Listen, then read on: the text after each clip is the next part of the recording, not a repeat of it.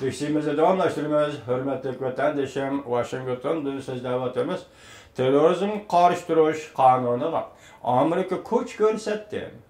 Prezident Obama, Reis Xi Jinping'e tahdid saldı mavzulu haber 12-29 gün Twitter betida e'lon qilindi. Haber mundaq başlandı.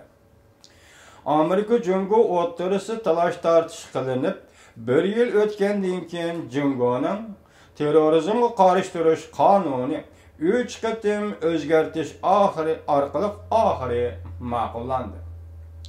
12-27 kuni mamlakatda xalq vakillar qurultayining muhokama qilishidan o'tib, oxirgi nusxasi bekitildi. Terrorizm to'g'risida aniqlama va terrorizm faoliyatiga qatnashganlarni jazolash belgilamasi ochiq belgilandi. Diqqat qiladigan nuqtamiz shuki, eng oxirgi nusxaliq terrorizmga qarshi turish qonuni bilan Amerikaning kaskin qarshi turishini keltirib chiqargan terrorizmga qarshi turish qonun loyihasining o'rtasida zo'r farq bor. Nurg'un detallarda o'zgarish bo'ldi. Demak, Amerika qarshi turganligi uchun Xitoy bu qonunni o'zi xohlagancha tuzalmadi degan gap vatandoshim bundoqdan tushunib olaman.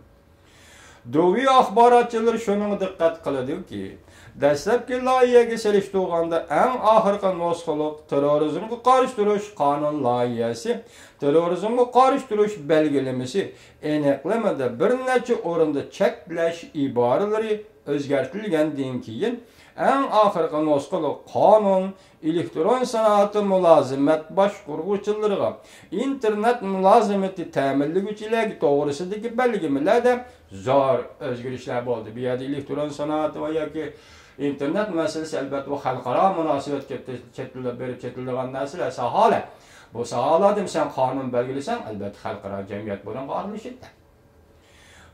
Qonunning o'zgartirilgan bu belgilamalari dal Amerika va G'arbiy Yevropa davlatlari qattiq qarshi turgan belgilamalar edi.